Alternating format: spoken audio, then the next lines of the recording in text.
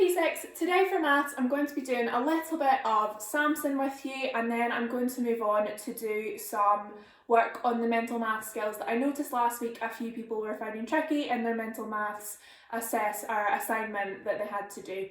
So you've got another assignment to do this week, so it's really important that we're improving the things we're finding hard.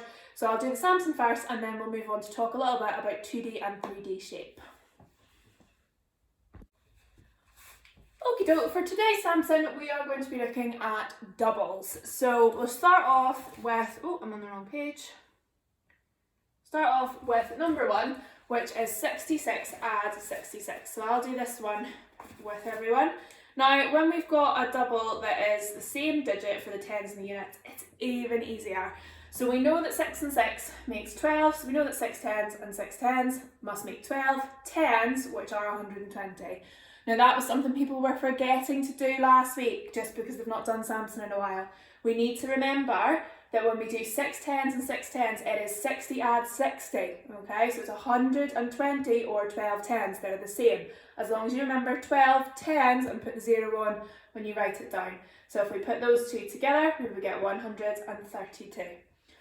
Okay, I'm going to pop the next one up on the screen. It's really similar. It's 55 add 55, so have a go at that yourself. Pause the video now. Alright, so 55 add 55. We'll start with our tiny tim or our units. 5 and 5 makes 10. 5 tens and 5 tens, or 50 add 50, makes 10 tens or 100. Put them together, 110. Next one, off you go.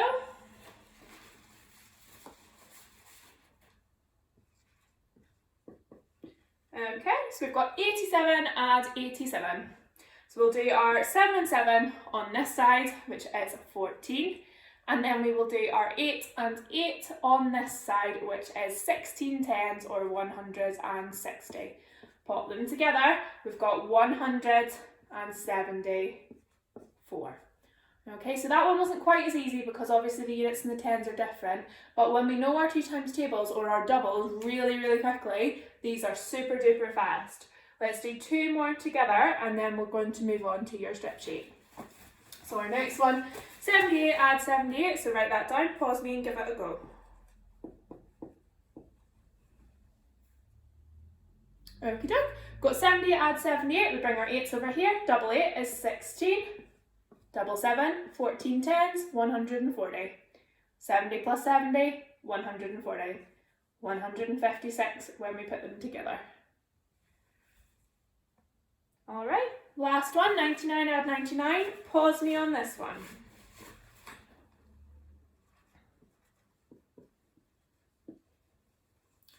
Okay, so let's look at this. We've got 99 add 99, so double 9 is 18. Double 9 tens is 18 tens, 180, put them together, 198. Now this one, there actually probably is a much easier way to do this than Samson. If you get it the Samson way and don't get it the next way, that's fine, don't worry, you can do it that way. But we know that each of these numbers, there's only one more to 100, so we could just double 100 and then take 2 away, 1 for each of the 99s. So double 100 would be 200, take away 2 would be 198. So we'll stop there with the video, but I want you to do your strip sheet for me. So it should be in the files section, just like last time. Try and, get your time down a little bit. These ones are a bit easier because they're doubles, so hopefully you will be able to do that and making sure you're being as accurate as you possibly can.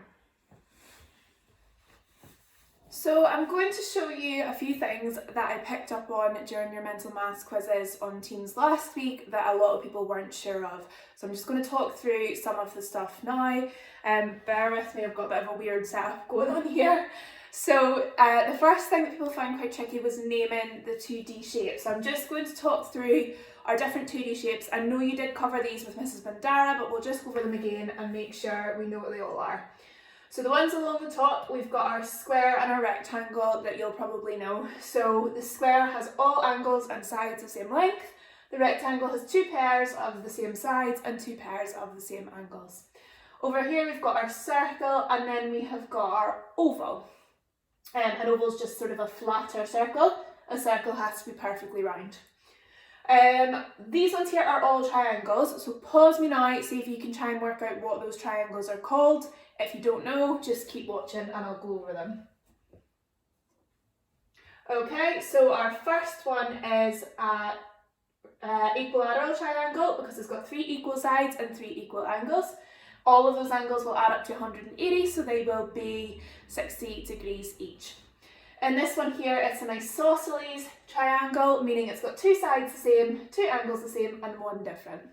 And that's also add up to 180, but they won't all be equal. This one here is what we call a scalene triangle because it doesn't have any same length sides or angles. And finally, we've got a right angle triangle because it's got a right angle, that perfect L shape in the corner. Now we move on to the next ones down here. So same thing again, try and pause me, work out what they are if you can. If not, just come back. So this one here is what we call a rhombus. Now a rhombus is a sort of pushed over square. So you'll notice that all the sides are the same length. They might not quite look it because it's sideways, but if you measured them, they would all be the same length. However, the angles aren't all equal. You've got a pair here and a pair here. So it's like a pushed over square, but the important thing is for a rhombus is that all the sides are equal. This one here is a pushed over rectangle, also known as a parallelogram. Just here, so you can see it's just tipped over. It's got 2 matching sides, and also out here, and 2 matching sides here, and then sets of angles opposite each other as well. This one here is called a trapezium. Now this is the one I think we got stuck on last week, and it might be on your one for this week as well. I think for some of you it is. So a trapezium is when we have different length sides, so we've got different here. These 2 are equal, but they won't always be. This is a regular trapezium, but you can get irregular trapeziums which have different length sides as well. This one here is a kite. It's not a diamond, that's really important. A diamond isn't actually a shape. So a kite has got 2 sets of equal sides here and here, and it's got 1 pair of angles and 2 that are different. So if you think of what you would call a diamond, that's actually a rhombus tip. Like if you just look at the rhombus sideways, that looks like a diamond. So a diamond isn't actually a shape, it is a rhombus, and then we've got a kite. Down at the bottom, we've got a few more, so I want you to pause now and see if you can work out what they are. I'll just zoom in to give you a better idea of how to, if I can, to give you a better idea of how many sides they've got. This is quite tricky.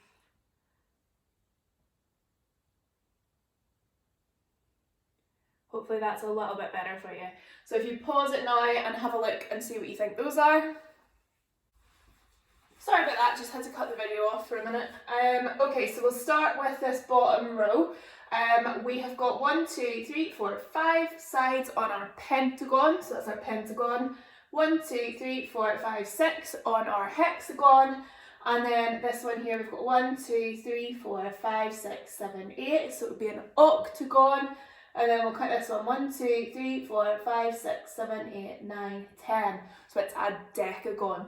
Now we'll talk about the ones as well that aren't there. So this is 5, this is 6. 7 would be a heptagon. You would think septagon, but no, heptagon.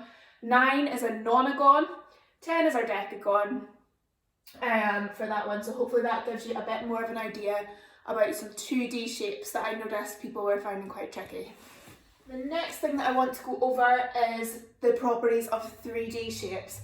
Now it's not so much, I didn't so much notice a problem with naming them, though we will talk about some of those as well. It was more understanding what a vertex or vertices are. So I'm going to talk through what faces, edges and vertex or vertices are. So vertex is one and vertices is more than one. So it's the same thing, it's just the plural form.